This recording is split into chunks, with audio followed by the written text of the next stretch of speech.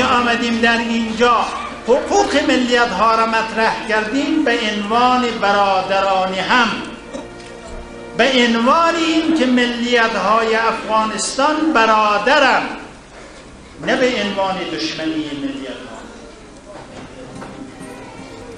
جنایتی یک تعداد از جنایتکاران بین المللی خاص را به نام یک ملیت جلوه بدن، این خطرناک است. با هوشیاریتان، با درایتتان این مسئله را باید منصاف کنید.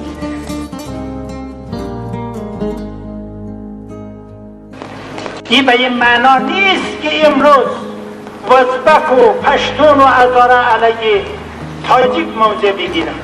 تاجیک برادر ماست، از ملت ماست و یک کتله بزرگی از این سرزمین است که به معنای دشمنی نیست.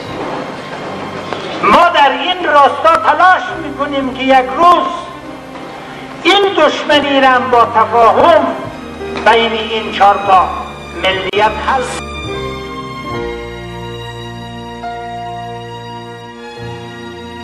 هر کسی بیاید به منطقی برخورد بکنه، هر کسی بیاید وحدت ملی را به هم بزنه، هر کس بیاید تضاد ملی برخورد به وجود بیاره، ما این را خائن ملی میدانیم و علیش هستیم.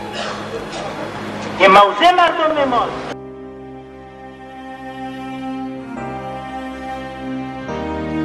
که دانشگاه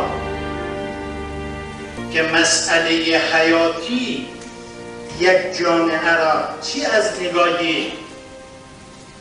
سیاسی، چی از نگاه فرهنگی و عمران، همه چیز یک جامعه بستگی داره حیاتش به فرهنگ و دانشگاه و آهنگونش.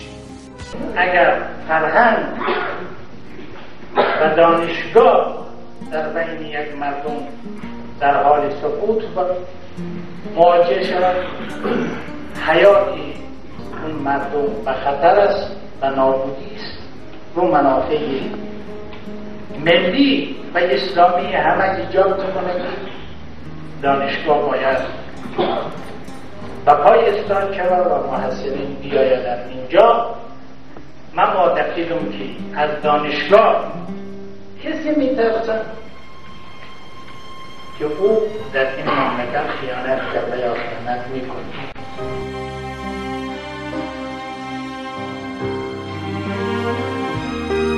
ما تنها جریان سیاسی هستیم که در ظرفی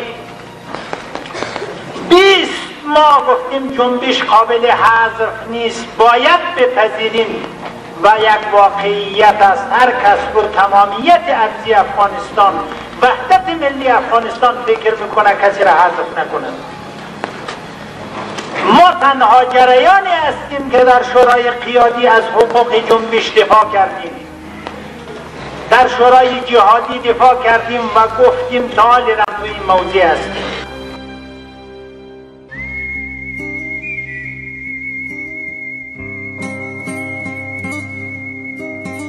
اقوام مختلف در شورای مختلف هست، مذاهب مختلف هست، احزاب مختلف هم هست، ولی وقتی که تحمل داره یک دیگر خود را، حقوقش را محفوظ میشماره، هیچ کدامی از اینا باعث اختلاف نیست.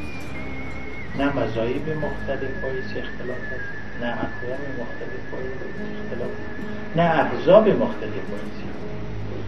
ولی اونی که باعث اختلاف در افغانستان شده انحصار طلبی و عدم پذیرش یکدیگر است.